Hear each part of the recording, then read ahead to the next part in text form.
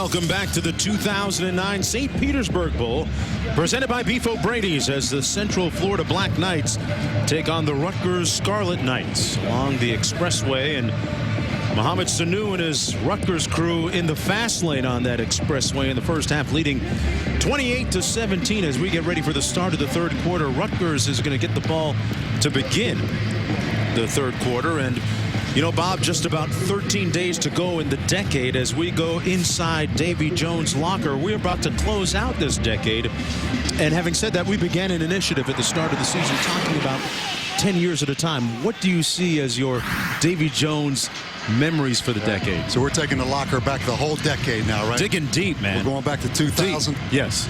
Several things. You know, I think, first of all, if you talk about the team of the decade, you know, I think I have to go with USC. I mean, I was at Notre Dame early in 2000 when Pete Carroll came in, and it's just remarkable what he did with that program. And certainly Florida here late. And I know Alabama has something to say about that. For just body of work, though, USC without question. Florida late player of the year.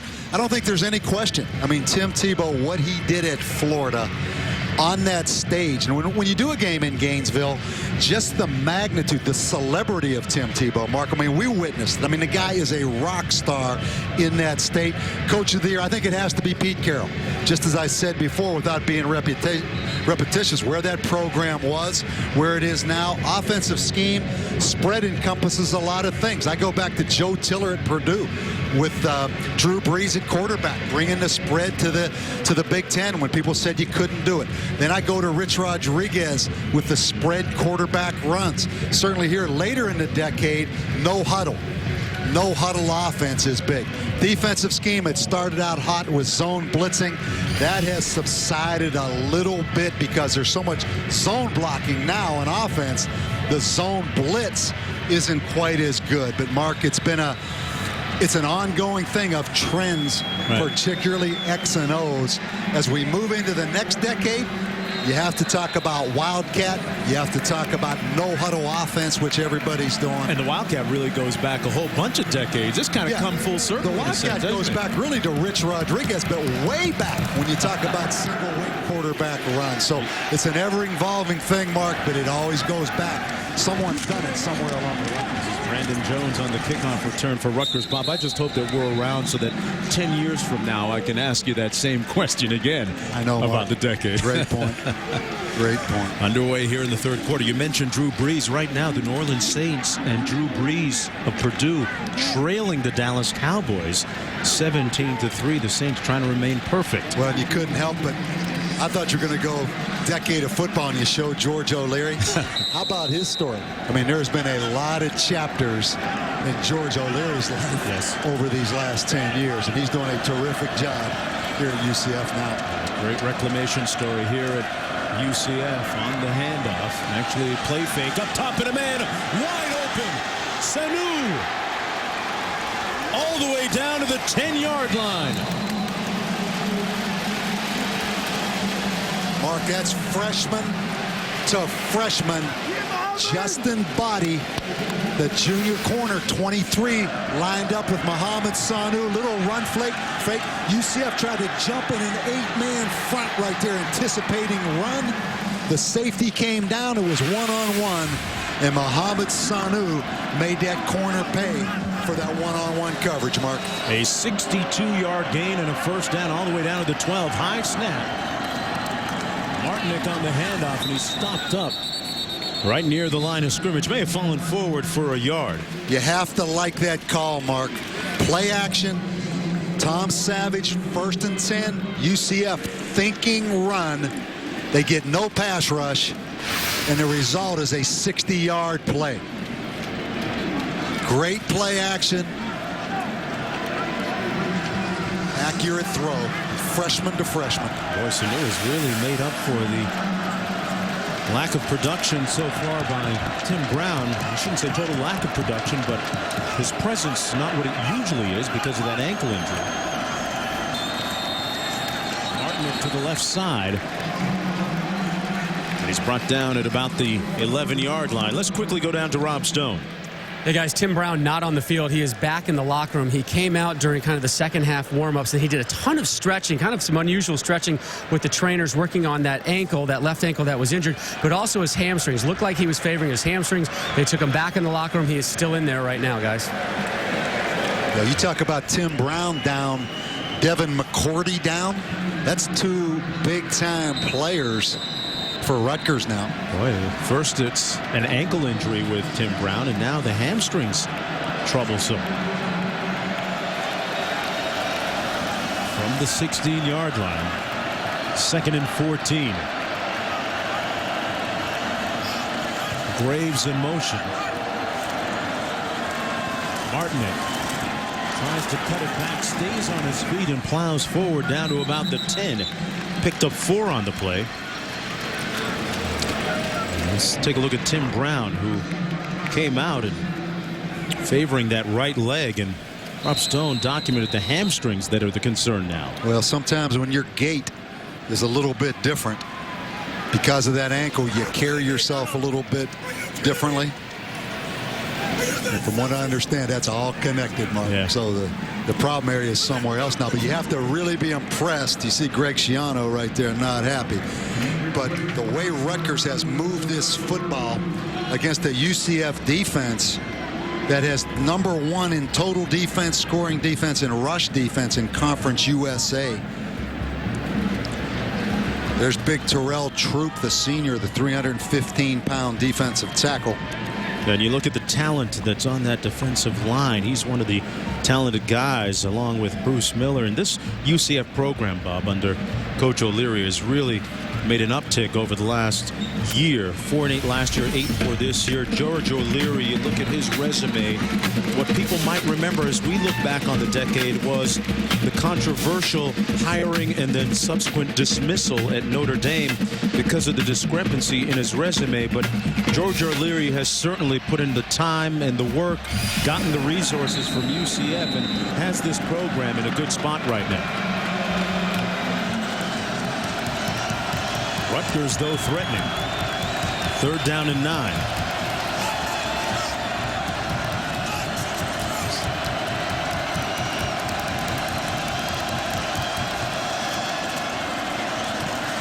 Savage with plenty of time. Touchdown, Sanu. His 3rd of the game. That was a great play call. They're going to get Sanu locked up on Corey Hogue, the linebacker. You see Sanu, he's going to come in and run a little option route, Mark. And right there is the linebacker, Corey Hogue. He just breaks away from him. Excellent design offensively, taking advantage of your weapons. We mentioned Tim Brown is down. It's all Mohamed Sanu now at wide receiver. And Tom Savage putting on a show right now, but an excellent job by Rutgers offensively. Great opening drive. Sanu going to make people forget about Kenny Britt at Rutgers. Sanu, when it came down one-on-one on Corey Hogue, man, he just broke his ankles. Back with more after this. Ready for an awesome lineup of all-American flavors? Then get your team to Beef O'Brady's. Rush our mouth-watering wings, blitz our juicy burgers, hefty sandwiches, and fall off the bone ribs. Touchdown Beefs. Good times, great values. Get them together at Beefs. Proud sponsor of the St. Petersburg Bowl. Get together. See ya, Beefs. Your bowl game headquarters. Has the world gone mad? Jeans that cost $100, $75, $50. Jeans should fit comfortably and look good. New Lee Relaxed Fit are the best fitting, most comfortable jeans, guaranteed. Relaxed price, relaxed fit. Lee, get what fits. You know, Geico opened its doors back in 1936, and now we're insuring over 18 million drivers. Quite impressive, yeah. Come a long way, that's for sure. And so have you since you started working here way back when.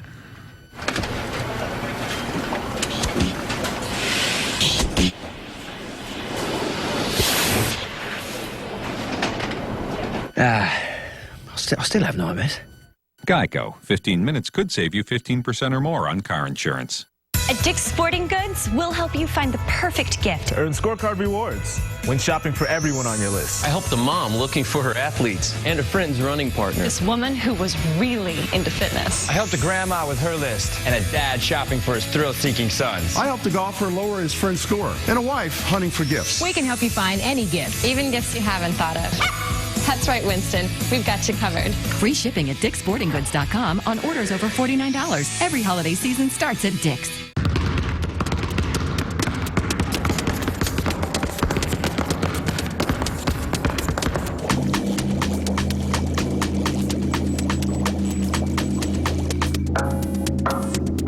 There are over 400,000 NCAA student athletes, and just about all of us will be going pro in something other than sports.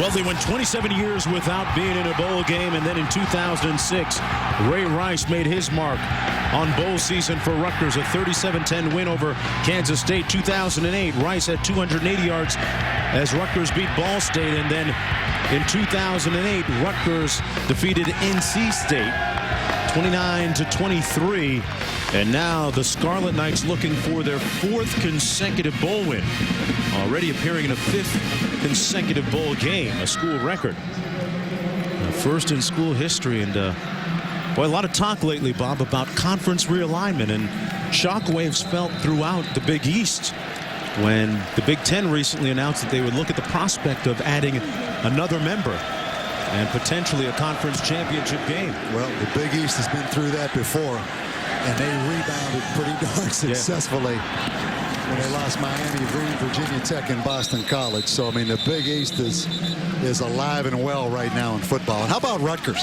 Hadn't been to a bowl in 27 years. I think they've been to 1 in school history.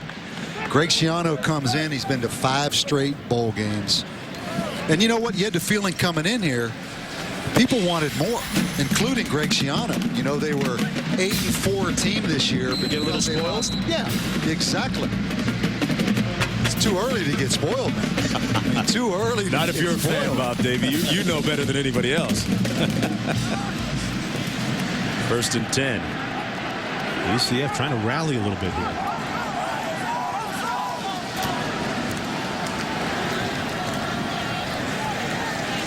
That's Brent Harvey. And Harvey got about a yard on the play, brought down by Rowe. And let's go down to Rob Stone for more on Sanu. Jonesy, it's like cloak and dagger work down here. The trainers for Rutgers, they have to be in shape because they go in full sprint with the players into the locker room. So Mohamed Sanu in a full sprint with at least 1 chaperone goes in the locker room. Another one follows. 2 come back out. Still no sign of Sanu. You know what I need right now? I need Brett Hodges and some of that digital forensics work to help me out here with the CSI Rutgers medical updates. Need some clues, huh, Rob Stone? Absolutely. 2nd down and 10. Hodges going up top. Great pass and incomplete. Kamar Aiken couldn't squeeze it. He's already had a couple of big catches in this game, but couldn't come up with that one. Hey, guess who is working against Bob Davey? Billy Anderson again. They want to continue to work his way. Yeah, and it's been a bunch of deep balls. I mean, this is a great throw right here by Brett Hodges. Looks the safety off, ends up with really one-on-one coverage over here. Ball probably should have been caught. I mean, that was very close to being a completion right there. No question, Kamar Aiken, their big play receiver. Tough matchup at 6'2", 215, and a guy that can run. Backside pressure, and Hodges just barely got away from it. Good pressure from LeGrand, who hit the quarterback on his weak backside, blind side. Yeah, Eric LeGrand, the defensive tackle that's really a backup 52 in the game. You have a little twist stunt coming, but he just keeps great effort. Legal hit right there, but he did get a pretty good shot on Brett Hodges. UCF, a quick 3 and out. It was. This is right now where UCF, a little bit of a lull, a little bit of a letdown, Mark. You have to cover this punt, and Rutgers is a good punt block team as well. Klingen with a high punt. LaFedge Calls for the fair catch at the 41-yard line, and looked like he had second thoughts about maybe not calling it. He should have maybe not thought calling it. 35-yard punt, nothing on the return. Back after this. I love WeFit Plus. It has customizable workouts, 6 new exercises, 12 new balance games. Rhythm Kung Fu is my absolute favorite game. You do a right planche, lift your leg up to a big group hi-ya. On Bird's Eye Bullseye, you're like flapping your arms. You have to try the obstacle course. You can run really fast. Oh, wait, balance. When you're done with one of the games, you have worked out. If you already own WeFit, upgrade to WeFit Plus for only $20. It is so much fun to not only play, but watch. Rated E for everyone. Get ready to extend the pain. With the Hangover unrated version, it's completely outrageous. Oh, funny. Includes 100 new photos from the missing camera. Oh, dear. The Hangover unrated. Buy it on Blu-ray and DVD. Did Dad go to Jared for the Pandora bracelet like we told him? I can't tell. Oh, honey. He totally went to Jared. Celebrate life's unforgettable moments with Pandora, now at Jared. Oh, they're so cute at that age. Jared, the Galleria of Jewelry. The 1877 $50 half-union gold coin is the largest gold coin ever struck by the U.S. government, weighing over 2.5 ounces of .900 pure gold. Announcing the private minting of the 1877 $50 half-union proof. Reserve your own non-monetary copy of the rare 1877 $50 half-union gold coin as a 24-karat pure gold-clad proof, 51 millimeters in diameter, and lavishly clad in 51 milligrams of pure 24-karat gold. Final issue price was to be set at $50. Now only $19.95. Call now and get a silver-clad recreation of the largest silver dollar ever struck. A giant 41 millimeter diameter and a $20 value, yours free. Strict limit of 5 per caller. Hurry, call now. Call 1-800-939-0643. That's 1-800-939-0643. Strict limit of 5 proofs per caller at 1-800-939-0643.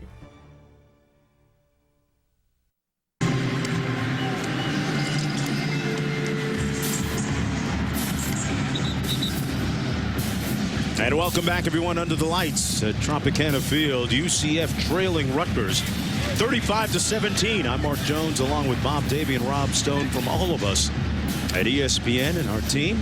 To all of you at home, season's greetings. First down and 10 coming up for the Scarlet Knights at the 41-yard line. Mohamed Sanu has lit the night up for Rutgers. 3 touchdowns tonight. I'll tell you who else, Mark. Tom Savage, who struggled in 2 of the last 3 games, Syracuse and West Virginia, really playing confidently tonight. I mean, he has hit the open receivers now. Savage, 10 of 16 passing. He hands this one off to Martinek. And Bob, when you look at the success of Rutgers over the years, it goes with the continuity that they've had on their staff. But sometimes when you're successful, you lose some of your coaches. And after the game, Brian Jenkins, the receiver coach for Rutgers, will leave and become the head coach at Bethune-Cookman. Yeah, Mark, that's congratulations. And you hit the nail on the head. I mean, you see now at USC, when you have success, the best coaches on your staff normally have opportunities to be head coaches, so you're losing your best guys. Handed off to Jordan Brooks this time. You know, continuity, as you mentioned, is so important. And I'll tell you who's going through that now a little bit, and they'll be fine, but it's Florida. You know, Florida's lost a lot of coaches because Florida is the new USC. So Pete Carroll went through it. Urban Meyer's going through it. Talking about Dan Mullen last year. Dan Mullen. Greg Madison left 2 years ago. Charlie Strong. Charlie Strong. They've lost some coaches. Brian Jenkins, one of several African-American coaches to get hired as head coach.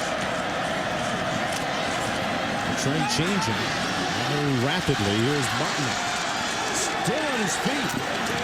Great hand walk by Joe Martinek. Mark, again, great patience by Tom Savage setting up that screen. A 26-yard gain on the play and another first down. Martinek with some good moves out there. You know, you're going to see right here. I mean, this screen is set up perfectly right here. They get the linebacker blocked, and watch this move right here. Little shake right there in the open field on Lawrence Young, the linebacker, 57. Good feet. He was a guy that was overlooked for a couple of years before finally getting his shot. Sanu out of the Wildcat formation. Mark, this is really an impressive, balanced effort by Rutgers offensively tonight. Again, I mean, they came in here 99th in the country. A true freshman quarterback. They struggled 2 of the last 3 games. I mean, this is a team that had 130 yards against Syracuse, 218 yards against West Virginia in 2 of the last 3. They're dominating this game tonight. Very balanced attack. And Sanu again in the Wildcat. He'll take a little direct snap here. You know he's going to throw the football one of these times. We're just waiting on it. Not this time. Little counter run. And a gain of about 3 on the play. Well, Monday night, don't miss an NFC East battle in the nation's capital. Eli Manning and New York taking on Santana Moss from the state of Florida. And Washington. Giants and Washington on ESPN's Monday Night Football at 8:30 Eastern Time. Coverage beginning with Monday Night Countdown, served by Applebee's at 7 o'clock Eastern. Saw somewhere where the Redskins say they removed 25 million pounds of snow from FedEx Field. 25 million pounds. And it's still coming down, right? Snow. How about that? NFL already adjusting some of its kickoff times because of the inclemency of the weather on the East Coast, and Rutgers calling a timeout. You said it, Bob. If Rutgers hangs on to win this one and they get snowed in, I mean, this is a pretty good place to get stuck. You got it. And when you win, every place is a good place to get stuck when you win. Yes. Yes, sir. That was about 62 degrees at kickoff here in St. Petersburg. Now down to 61, and meanwhile in New Brunswick, New Jersey. Mark, you have to be impressed now. I mean, these Rutgers fans, you know, UCF traveled the shortest distance of any bowl team, 100 miles to get here. I mean, UCF, there's a lot of people wearing red here. And, you know, your reputation for bowls are formed by how many fans you bring. It helps UCF, but I think it really helps Rutgers. I mean, both these teams are forming their reputations. I mean, they travel some fans. This was a sellout. 28,000 tickets were sold for this. They sold it out, and UCF sold its allotment of about 16,000. But, Bob, when you look at the colors, as you pointed out, it doesn't add up. Yeah, man. There's either a bunch of UCF people wearing red or these Rutgers people. Man, keep in mind, there's a lot of New Jersey people that have moved down here to the Sunshine State, right? You live down here? Yep. Right down the turnpike, and here we go. Savage has had a hot hand. This one incomplete. Intended for Sanu and broken up by Justin Body. There's a look at Tim Brown working on the bike. Spinning his wheels right now, not going anywhere, although he has made some impactful plays in this ball game. Tim Brown, a local product of sorts, grew up about 3 hours down the turnpike. Though, Mark. San T. That's got to be the best name for a kicker in college football, right? Easily. Of course, you don't use T's anymore, but I mean, still, San T has struggled over 40 yards now, only 2 for 6. And here we go. T knocks it through from 43 yards out. Tacking on 3 more points on the lead. It's 38-17 for Rutgers. And a look at the Tampa St. Pete's area here under the lights. ESPN Monday Night Football, Giants Redskins at 8:30. Ready for an awesome lineup of all-American flavors? Then get your team to Beef O'Brady's. Rush our mouth-watering wings, blitz our juicy burgers, hefty sandwiches, and fall off the bone ribs. Touchdown Beefs. Good times, great values. Get them together at Beefs. Proud sponsor of the St. Petersburg Bowl. Get together. See ya, Beefs. Your bowl game headquarters. Oh. Is that my camera? Nope, same one, but I got mine for way less on eBay. Ow! Yeah, stings, doesn't it? Wow, that looks really tough. Good.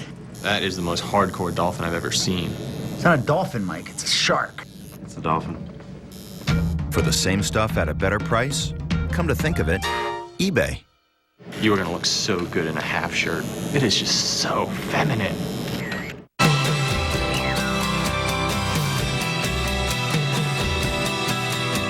To pursue the life you want, You need a financial advocate who knows where you want to go.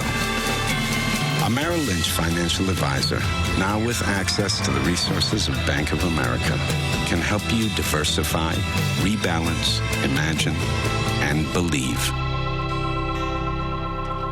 Merrill Lynch Wealth Management. ESPNShop.com has great gifts from every major sport and league. Get free shipping on any order of $50 or more. Visit ESPNShop.com for details. Tonight on SportsCenter, bowl season kicks off with overtime in Albuquerque. The Saints eye perfection. Can the Cowboys save their season? Plus a great escape at the buzzer and a bizarre ending erupts in controversy. SportsCenter after the game.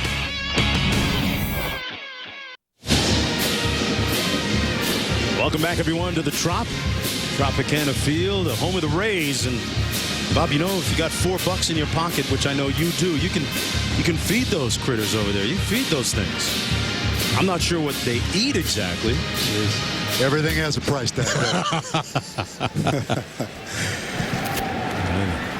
Best nation in the world. I guess the Rays live in there year round, right?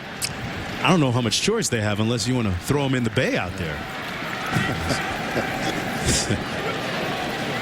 38-17, the Scarlet Knights leading the Golden Knights. 8:09 to go in the third quarter. Rutgers on a 17-0 run after UCF cut the lead to 21-17. The third quarter has been all Rutgers. McDuffie on the kickoff return. And he's rocked at the 24 and brought down. Let's go back to Chris in the studio. Chris? Mark, thank you. At SportsCenter right now, there's an upset in college hoops. Number 11 Georgetown beaten at home by Old Dominion. And the trade from Boston to Texas of Mike Lowe is off. They discovered thumb ligament injuries that require surgery, so the trade is off. More on SportsCenter after the game. Stay current with ESPN News. Guys? All right, thanks a lot, Chris.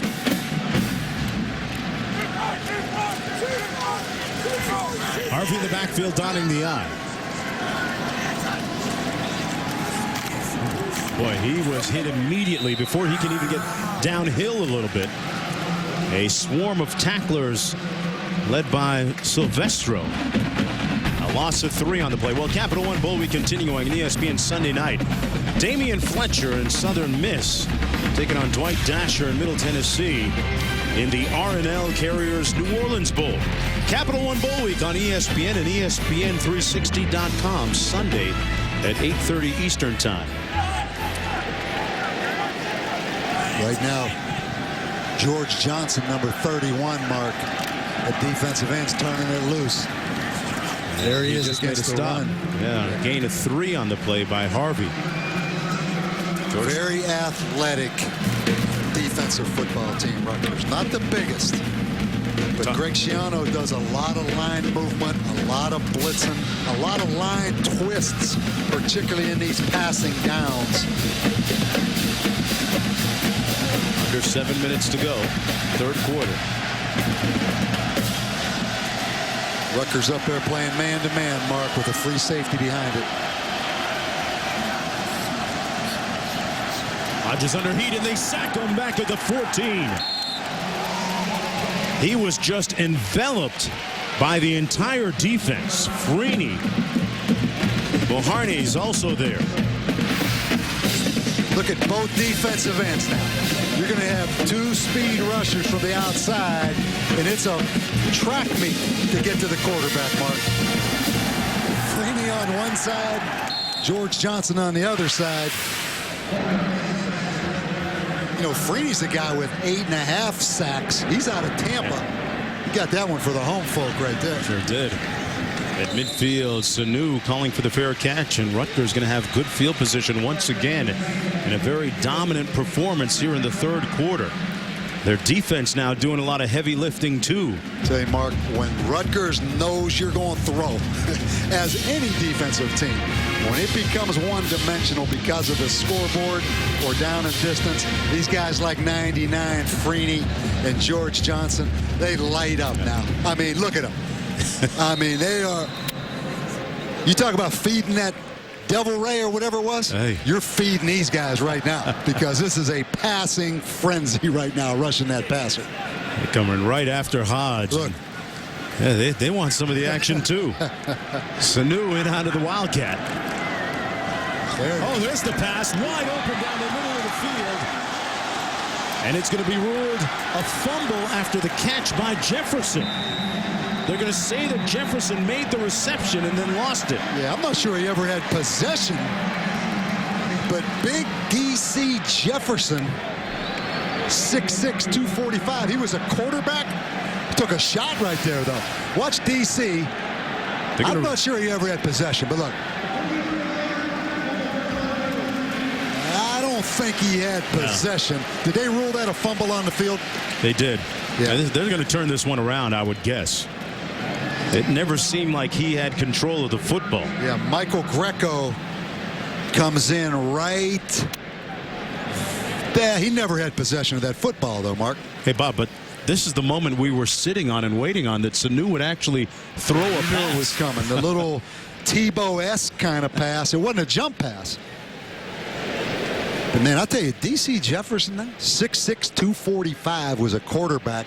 You have Shamar Graves, the other tight end. You know, this is a talented offensive football team, Rutgers. And some players.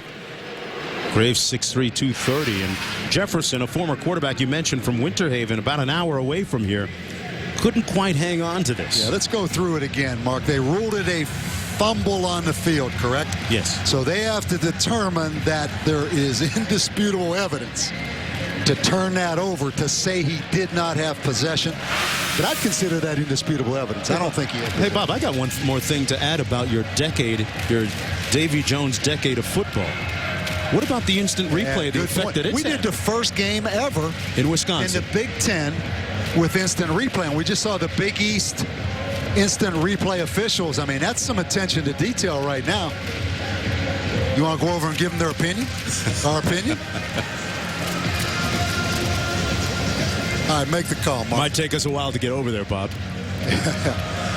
I think it was indisputable evidence to overturn it and say he did not have possession.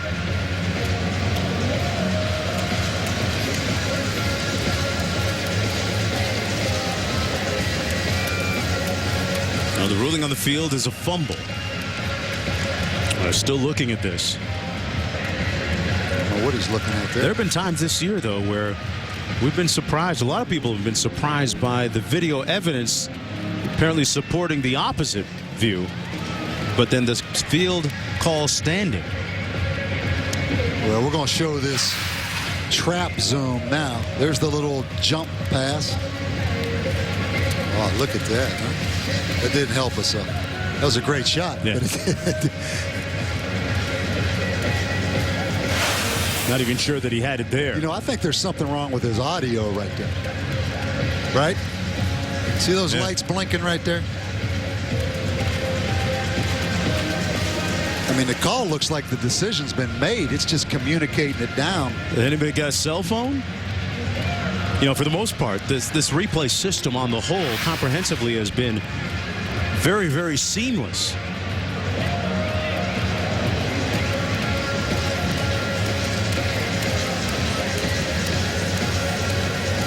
Never had possession, Mark. I'm going to say that he didn't. DC was injured on that play, too. Here's the call. After further review, the ruling is the pass was incomplete. The ball be placed at the 50-yard line.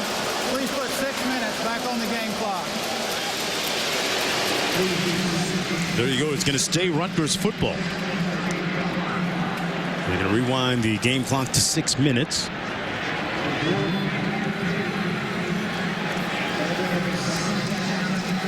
Second down and 10 coming up from right around midfield for the Scarlet Knights and Greg Schiano.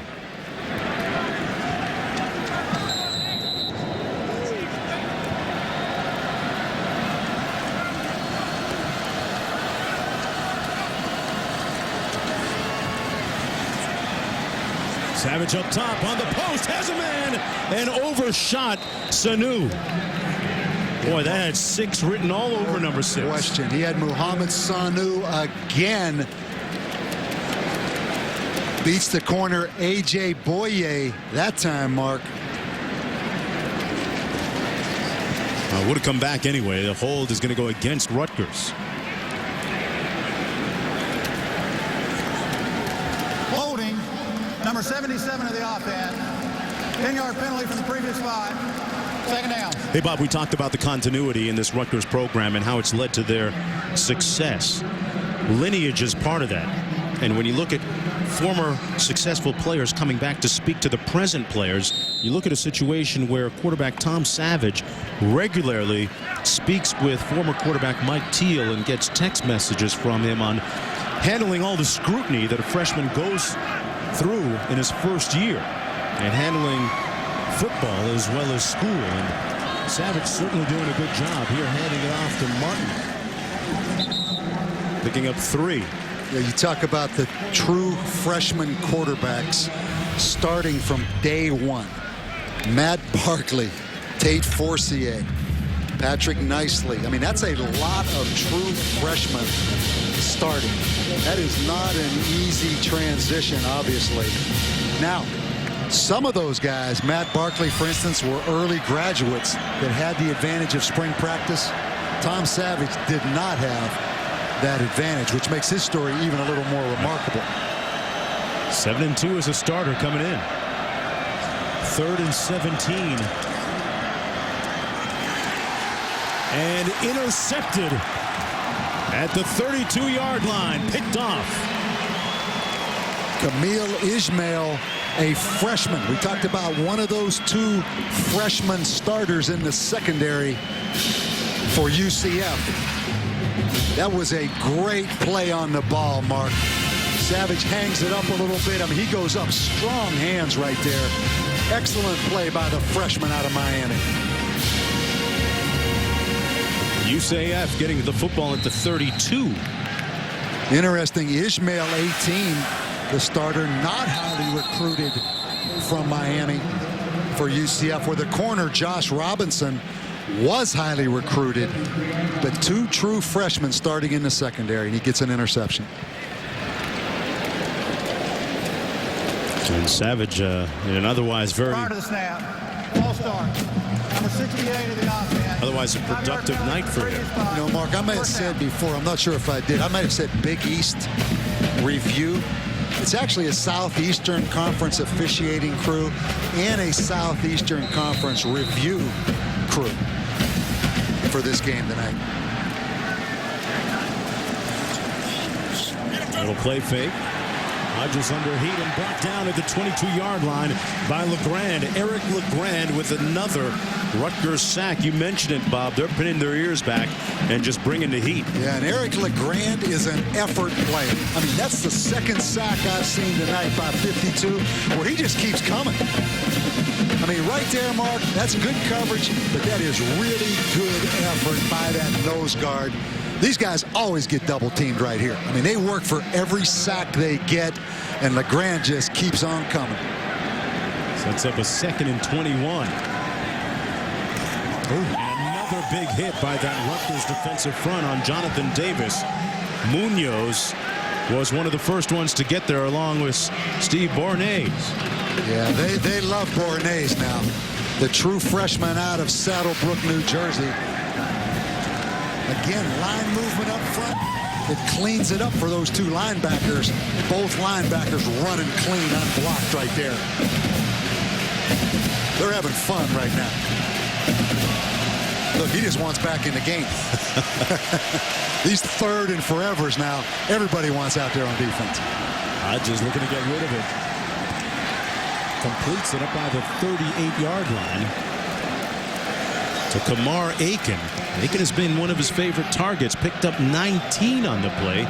Aiken out of a very successful program in South Florida, where he played for head coach Mark Guandolo, now the head coach at Cypress Bay High School. Of course, a very productive high school, turning out great athletes, not just in football, but basketball too. Yeah, I think UCF is going to go for it right here. Good decision. I mean, it's 4th and less than a yard. It's a 38-17 game. They'll call timeout and think about it. I think you have to go, Mark.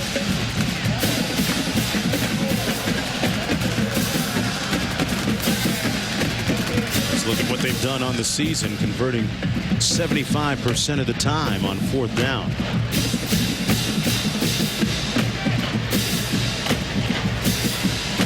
Tell you, talk about that Rutgers offense being impressive. This Rutgers defense, and it all started with Damaso Munoz out of Miami.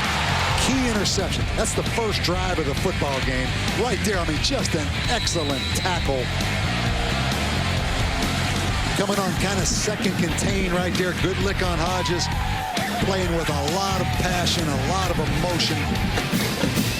Senior out of Miami, Mark. How about guys coming from Miami, Florida, heading up that coast to New Jersey? Now, that's a lifetime experience right there, right? Greg Schiano, very familiar with the whole South Florida area. Dade County, Broward County, all the way up here to Pinellas and Polk County. When he was an assistant and defensive coordinator at the University of Miami, you get those ties and establish those ties, and you look at it reflected in the roster. 11 Florida natives on that team. There it is. 4th and 1 coming up for UCF.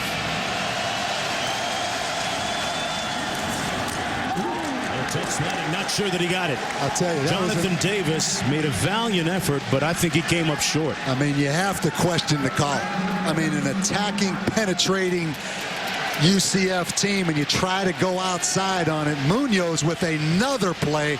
He didn't make it. But, you know, to go east and west against this kind of defense, just too much penetration. That was a very interesting call on that toss sweep right there. What exactly wouldn't you I think do, you or run didn't right you like? at him. I mean, it's kind of an undersized movement kind of defense. I mean, just too much penetration, Mark. I mean, it came up that much short. Maso Garcia, he didn't make it. 3:21 to go in the 3rd quarter, and Rutgers in charge.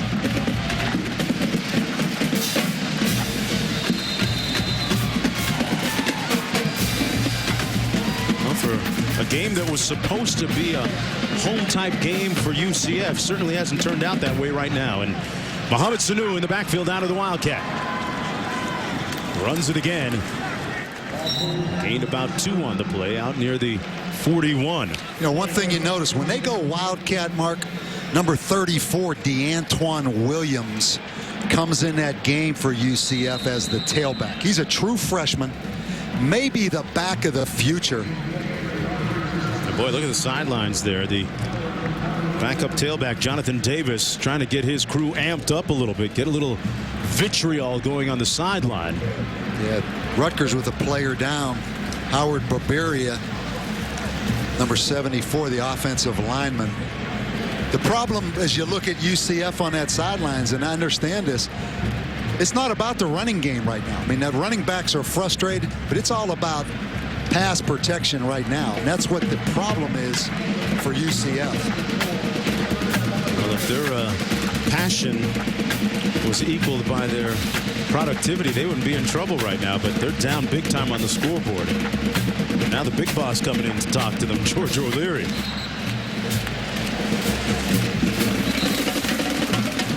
Central Florida, UCF looking for its first ever bowl win. They're playing in their 3rd bowl game in the last 5 years. And you know, Mark, let's not minimize you mentioned it earlier. I mean, these bowls, it comes down to the conference too, the pride of the conference. I mean, here's a Conference USA team that won their last 6 games. They beat Houston. Houston was ranked number 12 in the country. I mean, they're getting hammered right now by a Big East team with the same record. Savage under heat, and he's going to be sacked back near midfield. I'll tell you, I don't want to go down. Miller had him in the grasp for a long time. I mean, that's a big old quarterback now. A lot of fight in the quarterback, not going meekly. And there's Bruce Miller, Conference USA player of the game. Really looks like a linebacker, but just plays so hard, Mark. It's interesting that he wasn't a highly recruited player coming out of Georgia, but defensive coordinator for UCF, Dave Huxtable, was actually recruiting a different player and said, hey, who's this Bruce Miller kid? He's pretty good. Yeah, a lot of times you hear that story, don't you? You go in there looking at maybe the more highly publicized guy. 3rd and 17. Savage to Martinick. And Joe Martinick with a first down right around the 30. Well, the future's certainly looking irradiant and bright for Rutgers. A 19-yard pickup on the play. One of the best plays Rutgers has had all night has been this screen pass. I mean, Tom Savage does an excellent job. Again, Mohamed Sanu came down inside, picked the linebacker, Hoge, and an excellent run by Martinick. I mean, that is a well-designed screen. This is a good screen team. Savage under center this time. Martinick again. And Martinick going to gain about 3 yards on the play. Now, Bob, you mock me for going onto his website, joemartinick.com. But you know what? I didn't quite mock you, but go ahead with your story. What I saw in there was, it was pretty interesting. The fact that this is just the simplicity of his love for football goes back to some video I saw on his website of him playing football as an 8-year-old. And he's not the type of player or student athlete that likes to revel in his own accomplishments. Very understated, but boy, he certainly is talented. A guy that was somewhat overlooked a little bit early in his career, but getting his due now. Well, if you have your own website, you got to like it a little bit, though, right? He wasn't giving it up, though. Savage downfield into traffic and incomplete. Intended for Martinick. And he's going to be getting up a little bit slow after this play. Might have taken a hit on the play. Yeah, Mark, he was in kind of a vulnerable position out there. You're going to see him extend for this football. Then the safety's going to come over right there. Not a whole lot of contact. It looks like a hand injury maybe, or a shoulder.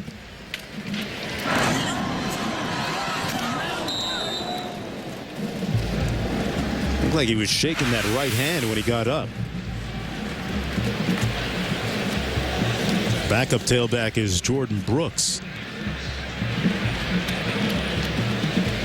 And Martinick being tended to by the medics on the field. And let's check in with Rob Stone down on the field as well.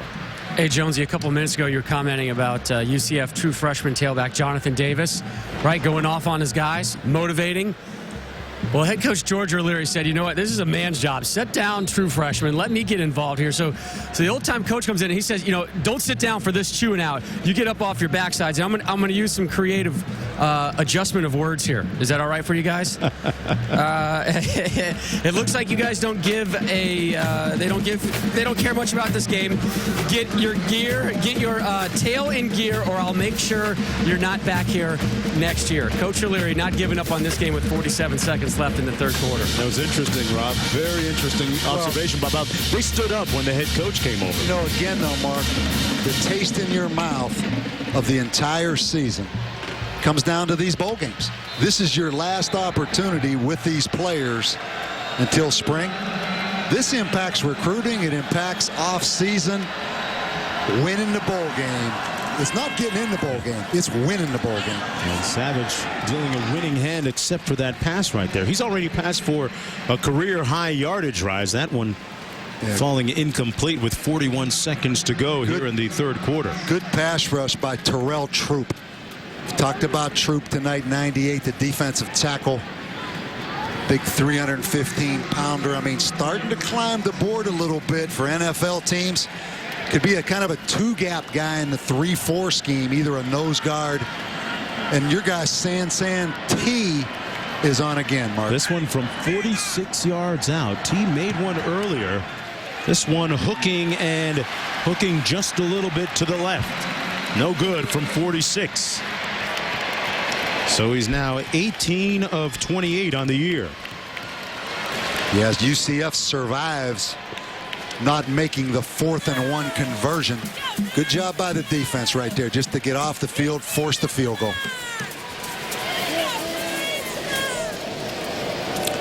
Now, it's a lot more fun right now, Mark, being a defensive lineman than it is an offensive lineman. Get to just tee off and get some stats, You're right? Exactly right. I mean, offensive linemen have their work cut out for them. Let's see what the freshman, sorry, Bob, does. The freshman that gave that impassioned speech to his teammates a few moments ago. A little play fake from Hodges. And incomplete.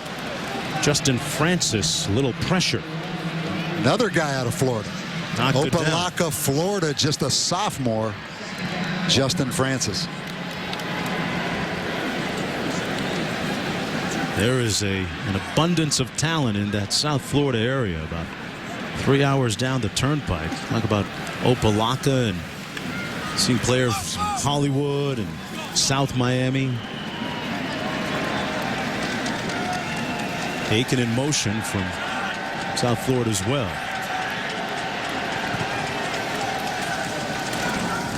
Little option look here. There's the freshman Davis. Letting his game do a little talking on that play, brought down by Damaso Munoz. Yeah, Munoz had a heck of a game now. I mean, he doesn't want this to end. Senior playing in his last game at Rutgers. He said, Coach, don't take me out on 3rd and long. Time winding down in the 3rd quarter. A 3rd quarter dominated by the Scarlet Knights. How about George Johnson now? You think George Johnson's excited right now? Trying to get some sacks. Well, it's been a good week for Rutgers so far. They put in a little hard work and had some good fun, too. Winning the belly flop contest. Oh. They haven't been a flop on the field, though. Back for the 4th quarter right after this.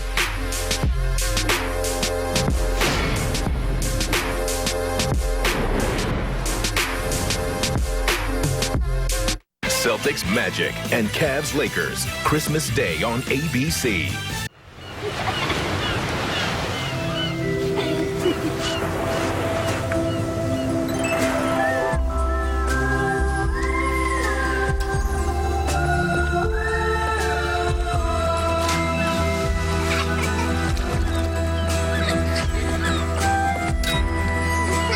The award-winning beaches of St. Pete, Clearwater. Where will they take you? For your free visitor's guide, go to visit stpeteclearwater.com. Meet Diana. She said she wanted a PC that wakes up faster. So Windows and Toshiba said, we'll not only build it, we'll fly you to Tokyo to approve it. Diana, meet the Toshiba T135 satellite with Windows 7 and blazing fast wake up.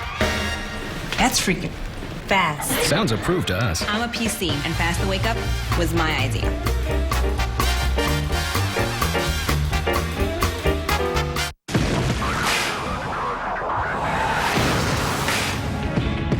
So I collapse, I'm spilling these wax long as you feel them to the tape that I drop. You'll never say that I'm not hip-hop, and I'm just not jamming down. Till the lights go out,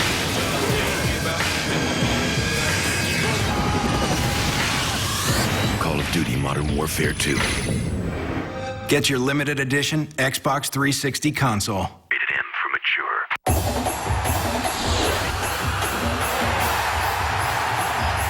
It's the best week of the year. Capital One Bowl Week. Oregon State versus BYU. Tuesday at 8 on ESPN. College football lives here. Tonight on SportsCenter, bowl season kicks off with overtime in Albuquerque. The Saints eye perfection. Can the Cowboys save their season? Plus, a great escape at the buzzer and a bizarre ending erupts in controversy. SportsCenter after the game. Now playing on DirecTV Cinema. This is your day of reckoning. This may be his next target. I've been waiting for this my whole life. Get one shot. No, no, no! Either we're going down, or they are. Fire everything! Do it! Do it! Movies playing on channels 125 through 199. You value your friends. So does DirecTV. Bob's worth 100. So are Carrie, Ann, and Sue. For every friend you refer to DirecTV, you get $100, and they get $100 on top of our new customer offer. Just give your account number to your friends and have them call 1-877-4-100 each. They must have your account number when they order. This offer's only good for a limited time, so hurry. Then celebrate and watch the Benjamins stack up. Back in St. Petersburg in another riveting year of college football. Here's part 2 of our most impactful moments coming up in just a few moments. And there have been some really, really indelible ones that kind of took our breath away in the course of our journey in college football. 38-17. Rutgers leading here to start the fourth quarter. 3rd and 7 for UCF. Little blitz coming. Hodges gets rid of it, but incomplete, out of bounds. And good heat. Well, Harness coming up the middle along with George Johnson off the edge. Yeah, linebacker blitz, Mark. He brought 6 that time. The Harness, the inside linebacker. Brett Hodge is starting to take a beating in this football game right now. Sanu back at his own 30. Boy, what a turnaround it's been for Sanu after that fumbled punt, which led to the score by UCF. He's got 3 touchdowns.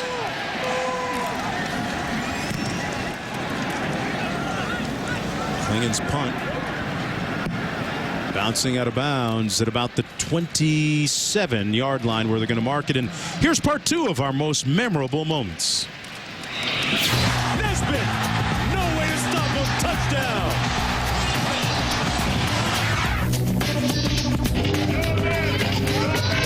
Jefferson into the end zone. Touchdown. Iowa on the move. Tyler Sash. Trick or treat. Iowa City. Bad news for the Bulldogs is that A.J. Green is heading into the locker room. So the team playing with poignant feelings today. Full hearts and an empty doghouse.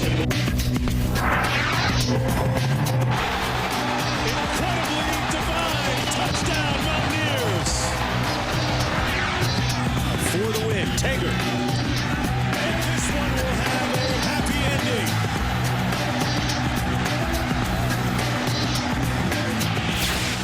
Boy, what a journey it's been through college football this season, Bob. You look at that game, that Pitt, West Virginia game we called, the ones before that down in Baton Rouge, and that memorable weekend in Iowa City. Yeah, Mark, and that's the great thing about college football games is sometimes you're not expecting much. I mean, for instance, we did the South Florida-Connecticut game on Championship Saturday.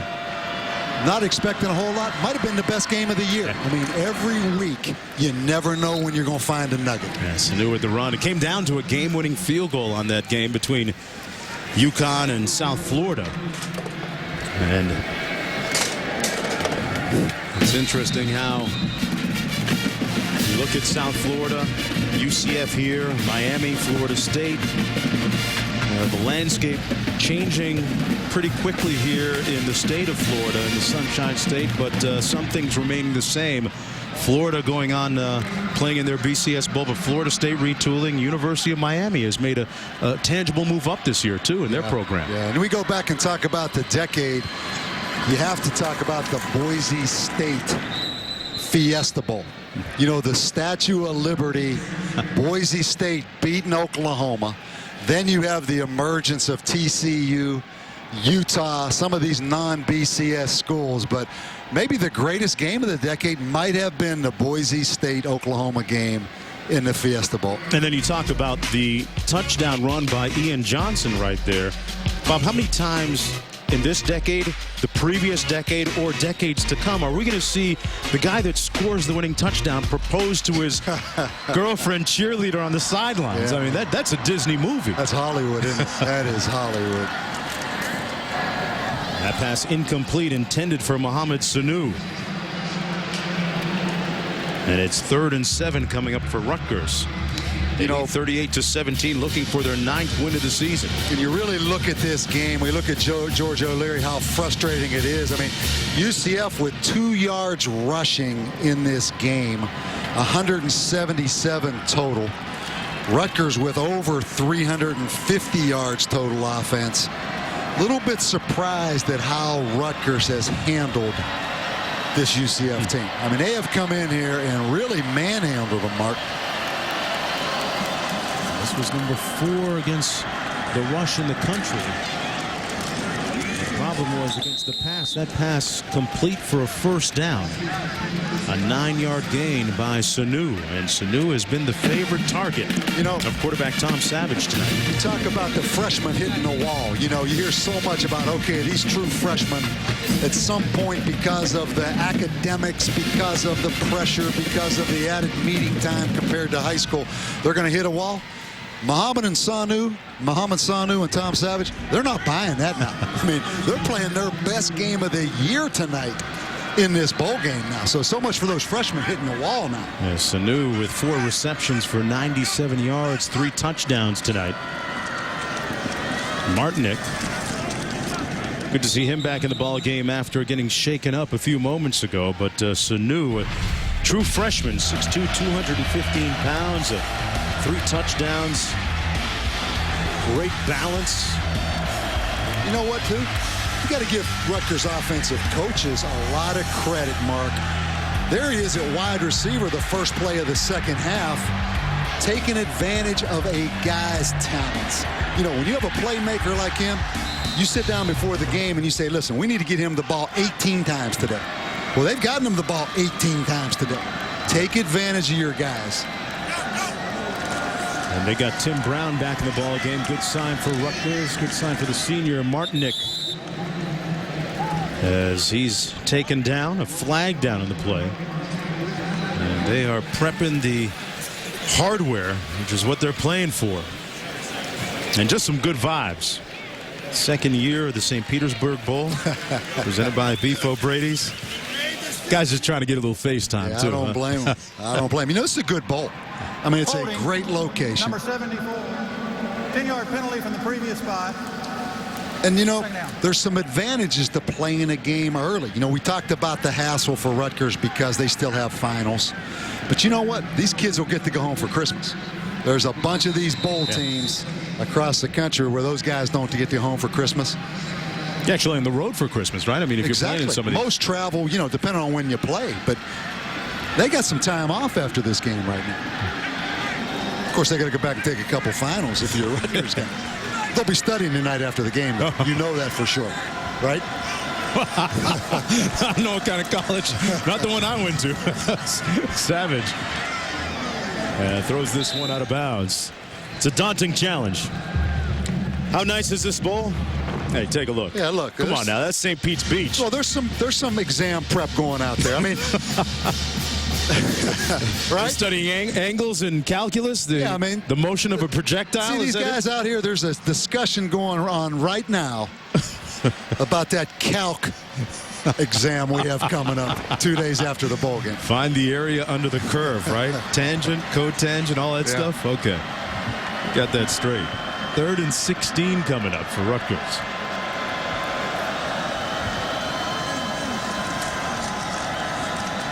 Savage on the mark to Tim Brown, and Brown goes down to the 39. It's been a very, very tumultuous year for Brown. Got injured against Syracuse. That ankle never really healed right. You see him limping, and then he lost his best friend, Jasper Howard, a defensive back that played for UConn.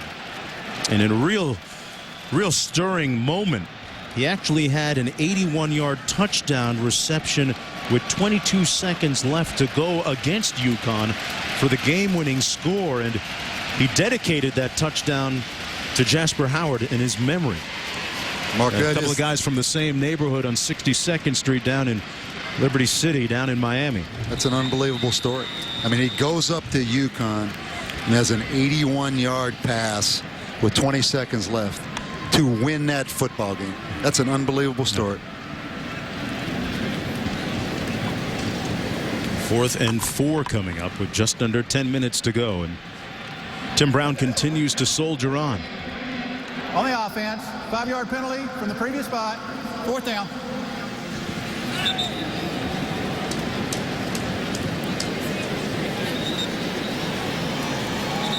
Brown led the Big East in yards per reception. Yeah, Rutgers going to go ahead, obviously, punt this football right now. I don't know how many times Rutgers has punted tonight. They haven't punted the ball. Well, again, hadn't been a whole lot. A.J. Guyton standing at his own 10 for UCF. That's a moonshot. Delegano. Great coverage. Oh, how about that? Now it's going your way when it hits you in the back. Joe LaFedge was down there. Yeah, Mark, that was 5.3 hang time. Joe LaFedge is looking in the end zone. Look at him smiling. Things are going well. Watch this, Mark. I don't think they practiced it like that. That's using your head. Yeah. Ready? Go. Just let go. Oh, to just let go. Let's go. Just let go. Just let go for the fun. Just let go for the adventure. For the lazy and the crazy times where the ocean meets the sun. In this sandy white oasis, no matter what your pace is, you can get away, while away, hide away, break away, trade winds, island is all. Just let go. Oh, come on, just let go. Hey, Ham, what do you think the fine is for streaking? I don't know. Like $300-400? Why? You stink! Sorry. The more you save on insurance, the more you'll have for football. Are you in good hands?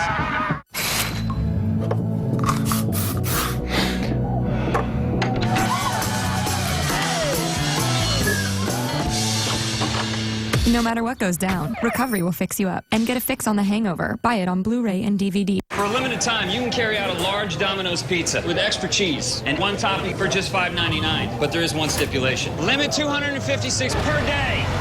That is not happening. For a limited time, carry out a large one-topping pizza with extra cheese for just $5.99. They're running the Men's Room Marathon. With lots of guys going over and over. And here's the dash to the men's room with lots of guys going urgently. And then there's the night game. Waking up to go. These guys should be in a race to see their doctors. Right. Those could be urinary symptoms due to BPH and enlarged prostate. But for many guys, prescription Flomax reduces their urinary symptoms due to BPH in 1 week. Only your doctor can tell if you have BPH, not a more serious condition like prostate cancer. When taking Flomax, avoid driving or hazardous tasks until you know how Flomax will affect you, as a sudden drop in blood pressure may occur, rarely resulting in fainting. Tell your doctor about all medications you take. If considering cataract surgery, tell your eye surgeon you've taken Flomax. Common side effects are runny nose, dizziness, and decrease in semen. Ask your doctor if Flomax is right for you. Call 877-4FLOMAX to see if you qualify for up to $40 off new or refill prescriptions. For many men, Flomax can make a difference in 1 week. Now time now for a bowl update brought to you by Flomax. As the stream of bowls continues here, it was a thrilling finish, a double overtime game. The New Mexico Bowl kicking things off. Wyoming, big underdog, wins in double overtime as Austin Carter-Samuels to David Leonard. Only had one touchdown catch all season. Gets the foot in. There was a goal line stand at the top of the first for the Pokes, who pulled a surprise and win the New Mexico Bowl in Dave Christensen's first year by a touchdown.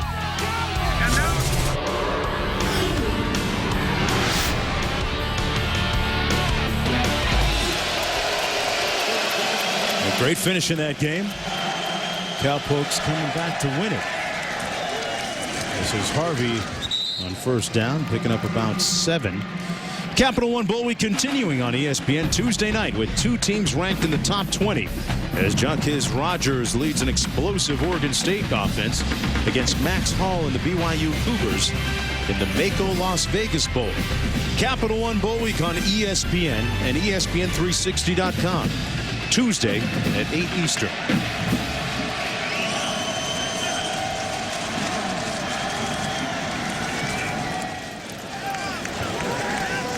Harvey again brought down by Scott Vallone.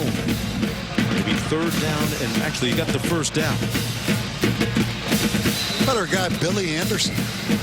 Billy Anderson, who stepped in for Devin McCourty. We haven't called his name in a while, number 35. They might have stopped trying him. Yeah. I mean, he's responded now. It started out a little bit rough, but he has responded. That's actually sacked. Boharnis. I mean, Bohannes coming unblocked right there. The linebacker blitz, kind of a little overload blitz. This Rutgers defense has been outstanding, Mark. Turnovers, big hits, and sacking the quarterback. I mean, Bohannes, Munoz, George Johnson. A lot of big plays, and that was Billy Anderson right there.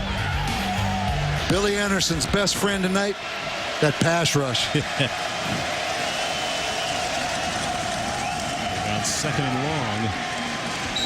Harvey stopped up by Jonathan Freeney, who's also had a pretty good night on the edge for that Scarlet Knights defense. Rutgers looking for their 9th win of the season. They were really disappointed with the way that their league and conference play turned out. They lost their first game of the season against Cincinnati. When you step back and look at it, they're not happy about the fact that they lost to Cincinnati, Pitt, and West Virginia. The big one was Syracuse. I mean, to get beaten 31-13 by Syracuse. And the stats, Syracuse had 9 sacks in that game. That was the shocker. 3rd and 16. They came after Hodges. He got it away in time. Nobody even close. Good heat up front. Once again, Freeney. And Hodges ends up on the turf at the goal line. Remember, Hodges became the starter in the 3rd game of the season when Rob Calabrese proved to be a little too ineffective. The accumulation of hits tonight. I mean, Freeney unblocked right there. Wow. That looked bad, Mark. It sure did. I mean, that whiplash action with that head. I mean, that's a legal hit right there. But I mean, that was vicious the way his helmet hit that turf. Yeah, there was no flag on the play. That football can be a violent game at times, even when played within the rules. And they're tending to Brett Hodges. We're going to take one more look at this regular speed as to what happened. There's a look at Rob Calabrese, the backup quarterback.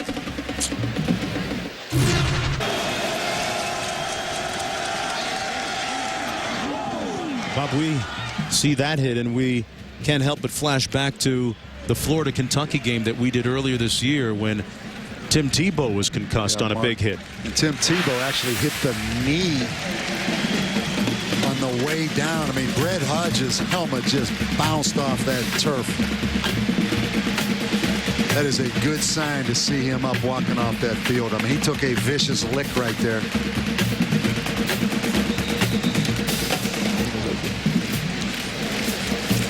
I'll tell you something that's underrated. The defensive ends in the Big East Conference. You look at tonight, Rutgers, Pittsburgh with those 2 defensive ends, South Florida with 2 NFL defensive ends. There are some pass rushing defensive ends in the Big East Conference now. Yeah, you're talking about Selvey with South Florida. Yeah, and the other one, the junior college transfer, they say is going to be a high draft choice. Sanu drops this one. His only drawback, Dome Stadium catching punts. We'll work on that next year. They don't play the Dome up in Piscataway, right? They maybe should by looking at that weather up there.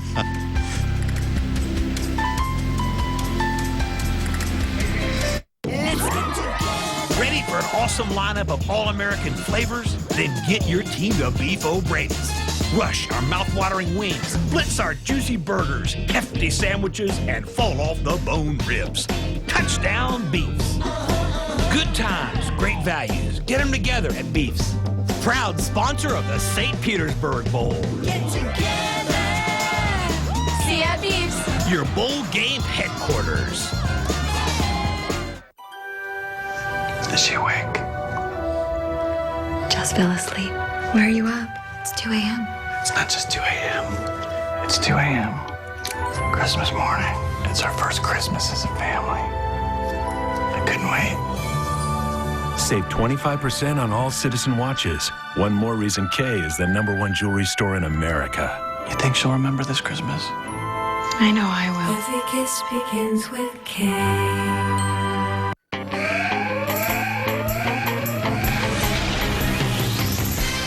When fire or water damage strikes your business, call the cleanup team that's faster to any size disaster at 1-800-SERVPRO, like it never even happened. I believe, therefore I am. It's a power. It's a strength. It's a responsibility. It's a new day. You are what you say you are. I am king. The fragrance for men from Sean John.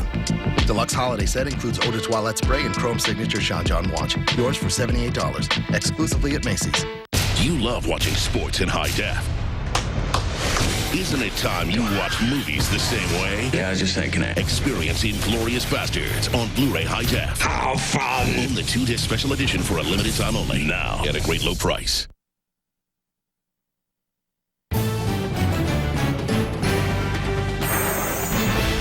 ESPN College Football, the St. Petersburg Bowl, is presented by Beef O'Brady's. Good food, good sports. See you at Beef's. We were just charting the course of Bob Davie on that late-night shopping spree, trying to buy Joanne's present before Christmas. Right? You got that full-court press on, right? That just dawned on me right there. As I saw that shopping scene right there. I don't want to put you under the bus there. Hey, Monday night, don't miss an NFC East battle in the nation's capital. Eli Manning and the Giants taking on Santana Moss and Washington. New York, Washington on ESPN's Monday Night Football at 8:30 Eastern. Coverage begins with Monday Night Countdown, served by Applebee's at 7 o'clock Eastern Time. First down and 10 for the Scarlet Knights. And Martinick stopped up. He's going to lose a couple of yards. Talk about a tough coaching job. You go back to that Washington Redskin game Monday night. I mean, how about Jim Zorn? I mean, they're talking about every day who is going to be the next head coach. You bring in the offensive coordinator early in the season. You strip him of that. He's gone. I mean, you talk about turbulent now. Yeah. Try to go out there and coach and stay positive and win games with that going on. Sanu in on the Wildcat formation. 2nd and 12.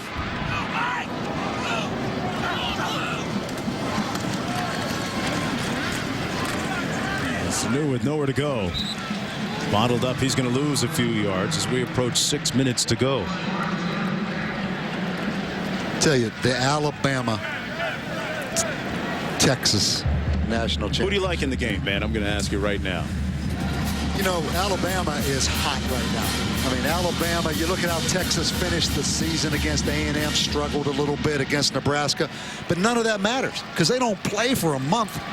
And if you have Colt McCoy in his final football game, even though Alabama probably a little better overall, with Colt McCoy, I'm not going to go and give them the edge, but it's going to be a heck of a game. There's that screen. Pass incomplete this time. A lot of intriguing games. Yeah. So you look at the Sugar Bowl. I mean, Florida playing Cincinnati. How about Brian Kelly, 12-0, not coaching in the Sugar Bowl? I want to ask you about that, Bob, because that's been a point of contention now for a couple of seasons, and maybe even longer in the big picture. When you look at coaches that change teams, take new jobs, Brian Kelly's leaving an undefeated team that could have been playing for a national championship for the job at Notre Dame.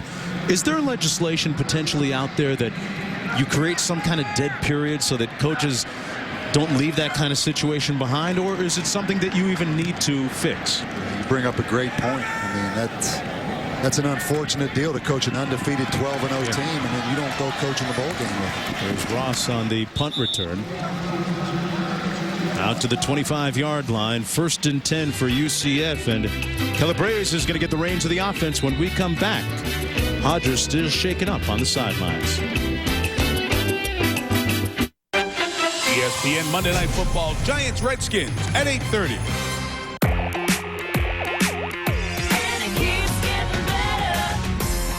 Want to supercharge your high-def TV? You gotta hook it up to DirecTV.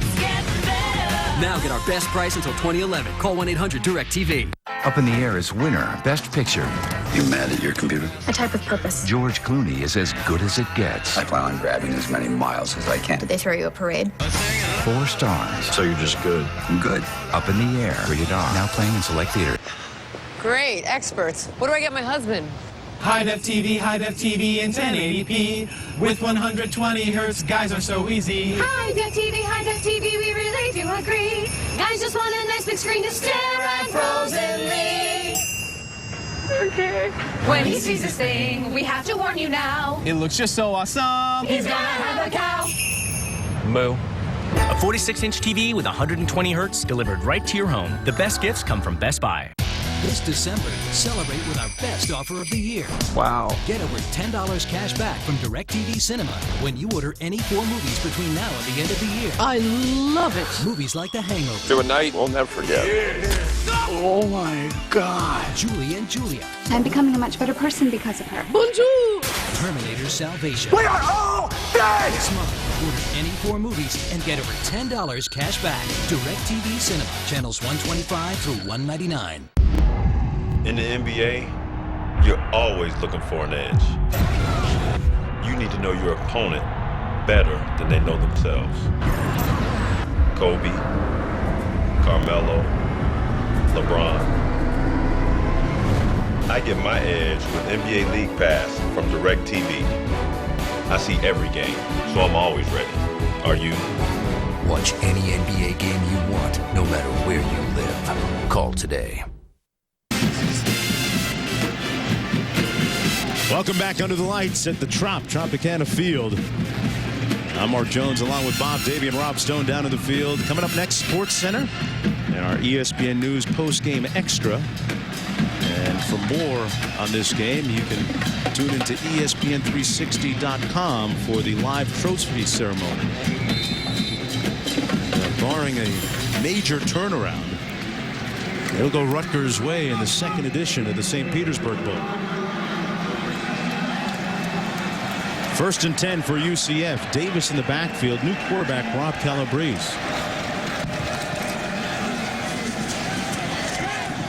Looks like he threw that one left-handed. I'll tell you what. He was under some heat, too. It's the same quarterback, but it's the same problem. It's a different quarterback, but it's the same problem. I mean, that time Ryan D'Imperio on the blitz. These quarterbacks are taking a beating tonight. There's a look at Hodges, the casualty on the sidelines right now after taking that big hit from Freeney and in the end zone a few moments ago in the last series. Second down and 10 coming up. They're coming again, Mark.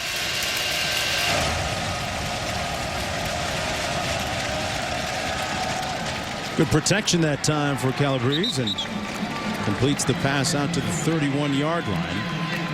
Another tackle by Munoz. Guyton making that catch. Out there in the open field. Well, Greg Schiano will be able to take the game tape of this and be able to do a little bit more recruiting with it in the Central and South Florida area.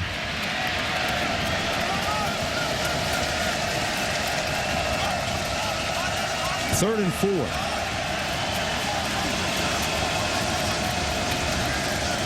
Guyton in motion. Oh, good move by Calabrese. Still on his feet. And Calabrese ran into the DB. Looked like he wanted to put his hat down, and LaFedge wasn't quite expecting it. Yeah. I mean, Calabrese can run now. I mean, when he decides to go north and south, Mark, he shows some good speed. I mean, right here, and you said it, he's looking to run someone over. He'll learn. 26-yard gain. He was the starter to open the season for UCF. Yeah, I mean, just a sophomore. He's from New York, from the Long Island area. I mean, this is personal for him playing these Rutgers Scarlet Knights. Hands it off this time. Hands it off to Davis. Yeah, you talk about Calabrese being from New York. George O'Leary, the head coach for UCF, with a lot of New York ties. He's from the Long Island area.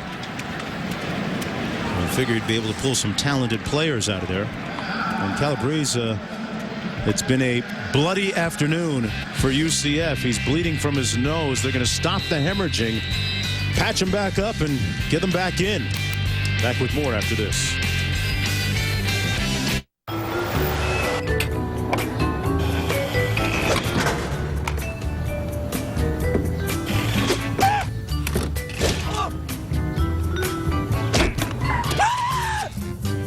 Your car works hard for you. Give it the fuel it wants. The hard-working gas from Phillips 66, specially formulated to clean fuel injectors, reduce emissions, and above all, help maximize mileage with every tank. Keep your car satisfied and help maximize mileage with Phillips 66, hard-working gas. Has the world gone mad? Jeans that cost $100, $75, $50. Jeans should fit comfortably and look good. New Lee Relaxed Fit are the best fitting, most comfortable jeans, guaranteed. Relaxed price, relaxed fit. Lee, get what fits. Bass Pro Shops has plenty of great last-minute gift ideas, like men's and ladies' thermal Henleys for just $14.94, and the Redhead Elements jacket for only $29.99. Plus, there's still time for a free picture with Santa. Time passes. Hold on to Christmas. To stay on top of my game after 50, I switched to a complete multivitamin with more. Only one a day men's 50+ Advantage has ginkgo for memory and concentration, plus support for heart health. That's a great call. One a day men's. For a limited time, you can carry out a large Domino's pizza with extra cheese and one topping for just $5.99. But there is one stipulation. Limit 256 per day. That is not happening. For a limited time, carry out a large one-topping pizza with extra cheese for just $5.99. Honey, you know what time it is? It's more fun time. You can instantly watch TV and movies through Xbox 360.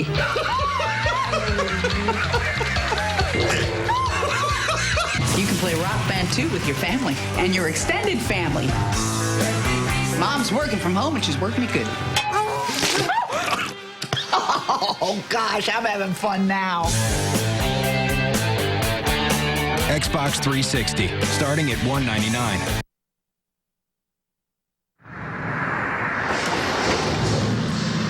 Welcome back, everyone, to the Tampa-St. Pete area. UCF trailing Rutgers 38-17. And that's a look at Shamar Graves, the tight end for Rutgers, still has his team all amped up. They got a big lead with just under 4 minutes to go in the second chapter of the St. Petersburg Bowl, presented by Beef O'Brady's. 2nd and 11 coming up for UCF.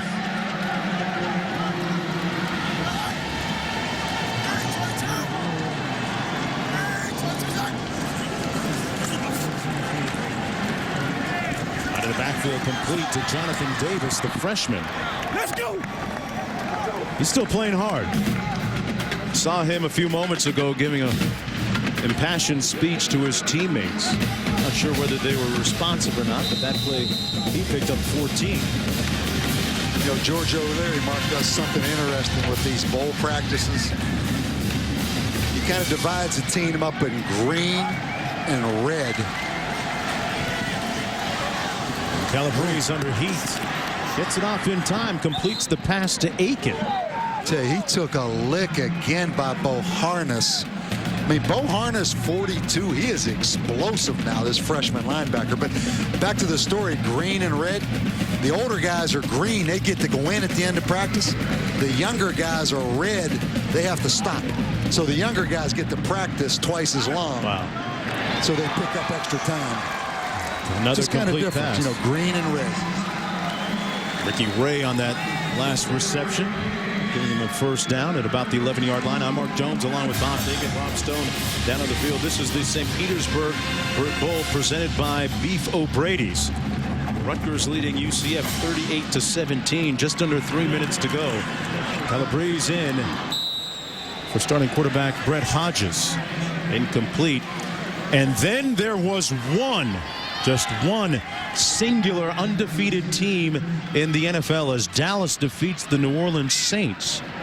And now it's just the Indianapolis Colts that are the lone undefeated team in the National Football League. Well, Wade Phillips can take a big sigh of relief tonight, right? Yeah. They've had some problems down the stretch in the past. The Sharks were out circling the waters, man, the last few weeks in Dallas. I tell you, old Calabrese has come in here and sparked this offense a little bit for UCF. The swing pass out of the backfield complete. Davis on the move. And they're going to mark him short of the end zone at about the 1. They say what you want about the young fellow, the freshman, Bob, but he's playing hard right to the final gun here. He really is. Another guy, you know, UCF goes up in there to Georgia. Another kid out of Georgia. Keep in mind, George O'Leary from Georgia Tech has some ties. That's a great tackle right there by Kasim Green. on the goal line. But you're right. I mean, Jonathan Davis playing hard here, the freshman.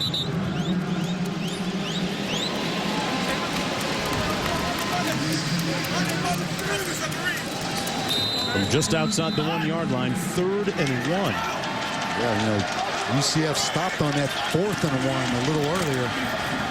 And touchdown, Davis. He earned that one. Yeah. Go back to his conversation with this animated conversation with those teammates, Mark. You got to like it. I mean, this guy backed it up now. Yeah, it was a plea. This is what it looked like. That's a lot of fire and brimstone. Now you're thinking, obviously, onside kick right here. Extra point good. Davis with his 4th rushing touchdown of the season and of his career. Let's check in with Chris Fowler in the studio. Chris?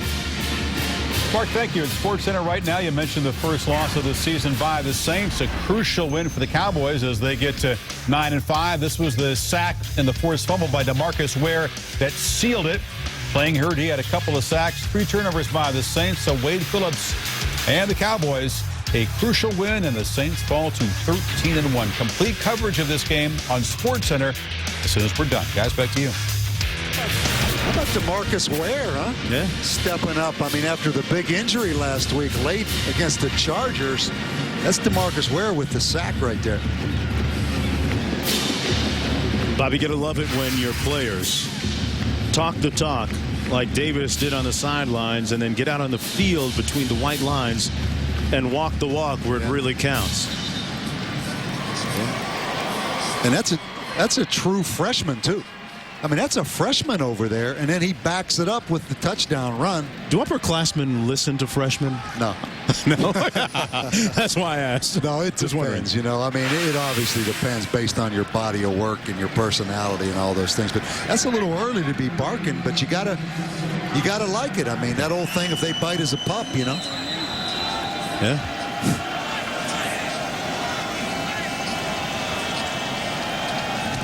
Onside kick. Oh, boy, fielded cleanly. Boy, what a night for Munoz. His 2nd touchdown of the night. The first coming off the interception, actually. Munoz with a great play. First touchdown.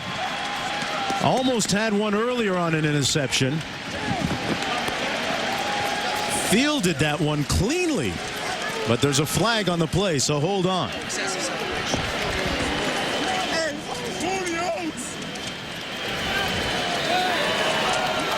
Greg Schiano can't help but smile. He'll accept that one. How about Munoz? That's going to be our player of the game, doesn't it? That swayed the ballot a little bit. Conduct on Rutgers. The penalty will be assessed on the kickoff. Now, as we close out the decade, I never thought I'd hear you say that. What? That he can live with that one, that excessive celebration penalty. Yeah, when it's 44-24.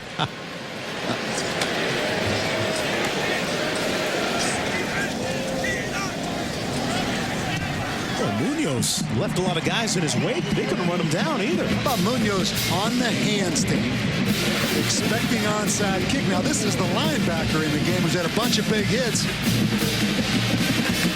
I mean, that's a pretty good bounce.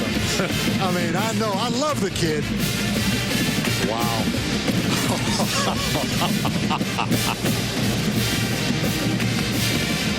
Bob, when you make a great play, when you're in the right place, sometimes emotions get the best of you.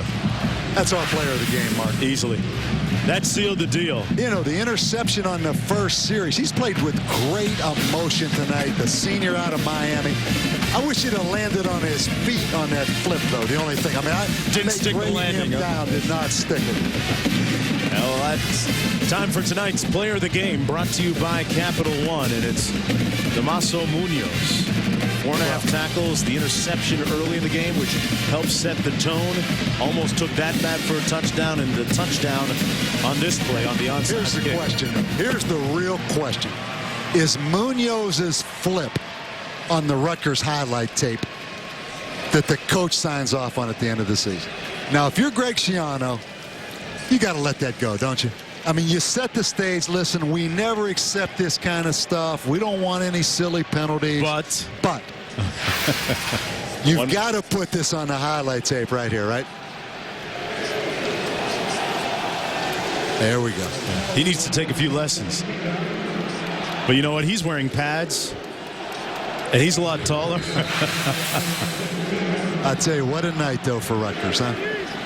You know, I was a little concerned as their motivation in this game. You know, a lot of people at Rutgers weren't real excited about coming down here, Mark.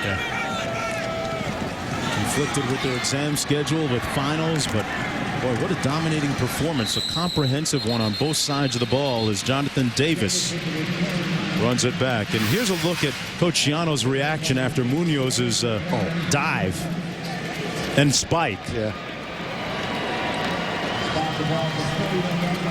He's thinking now, what do I say about this? He can't get mad, Bob Davie. Yeah. Coach kind of come up and plead the case for Munoz right there. That's what happens. The assistant coach comes up and says, look, Coach, what do you say? Well, it's 44-24. This kid has had a great career for us. He's a great kid. Yeah, he's a senior. He's on his way out, too. He's on his way You're not going to discipline him next practice, right? Look. Yeah. So, yeah, we can let that slide. When you talk about the sportsmanship initiative overall in football over the last decade, that's been a little bit of an issue. Yeah, but I watched Davy Jones' decade of football. Miami documentary. Come on now. Come on. That stuff going on. Makes you hearken for the old days, doesn't it? That's awful watching. Doesn't it make you want the old days again? I think there was an element of spontaneity to what he did. I really do. I truly believe that. There's always someone on that other sideline, though, Mark. Yeah. You know what I'm saying? That's all great on that Rutgers sideline, and you know, but there's UCF guys standing over there too. 2 minutes to go. Calabrese brought down after about a 5-yard gain. Justin Francis making the stop.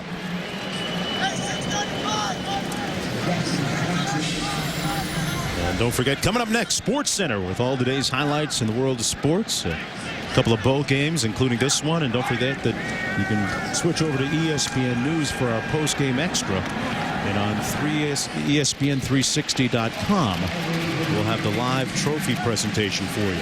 Yeah, there's a guy right there, 94, Scott Vallone, a redshirt freshman who hurt his foot last year. Started 11 games. He's a good young defensive lineman for Rutgers as well. Really productive. And a sack.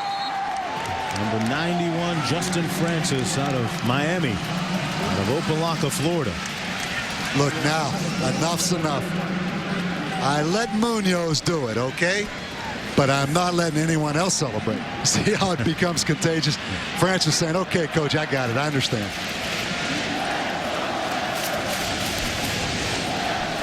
Fourth and 13 coming up.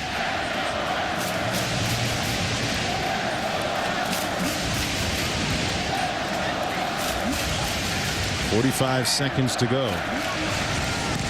And the Tropicana Field is a sea of red right now. What's left of the fans are all clad in red, Rutgers red. And they're going to have their 4th consecutive bowl victory. Appearing in their 5th consecutive bowl game for the first time in school history.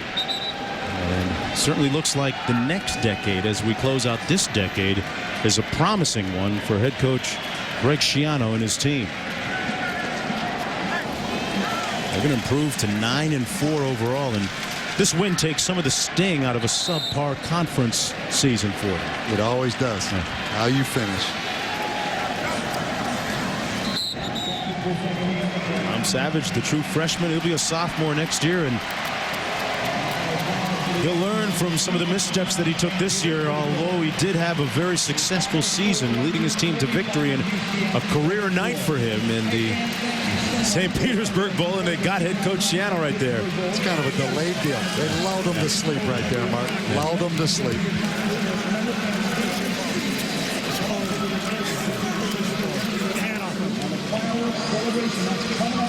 UCF will fall to 8-5 overall. And Damaso Munoz, our player of the game. Rutgers doing all this without their top cornerback, Devin McCourty, too, who left the game early because of an injury.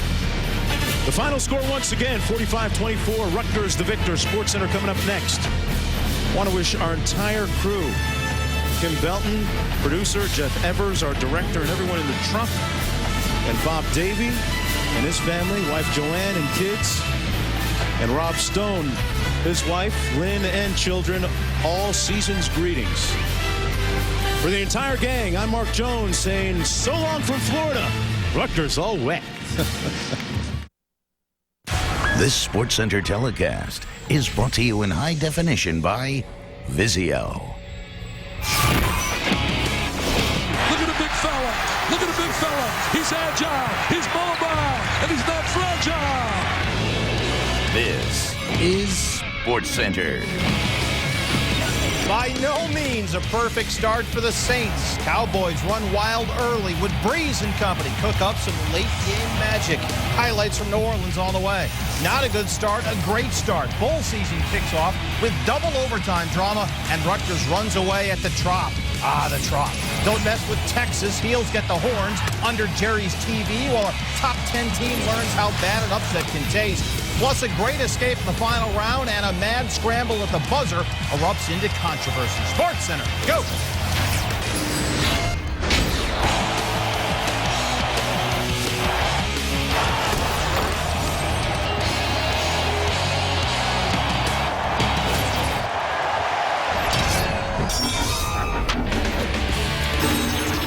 Well, it was a good thing the 49ers traveled to Philadelphia early and didn't try and get in there today.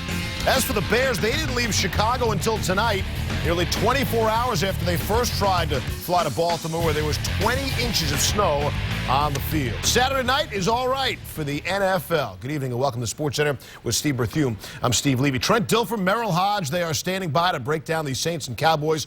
The Colts got theirs on Thursday night. That was up to New Orleans to try and remain perfect. You had to like their timing going in. Well, yeah, and Dallas in its usual December dive leaves 2 losses already this month. That's 2 more than the Saints had all season. New Orleans home in the Dome, chasing 14-0. Cowboys coming in 8-5 behind the Eagles in the NFC East and holding that final NFC wild card by a thread. But boy, did they look good out of the gate. First quarter, Romo, Miles Austin, bam! 49-yard touchdown. Dallas strikes quickly, going 79 yards in 5 plays. Austin on Malcolm Jenkins, first touchdown on an opening drive this season for the Cowboys. But wait, there's more. Romo finds Austin again, 26 yards and a first down here. Austin over 1,000 receiving yards in a season for the first time in his career. What a breakout season.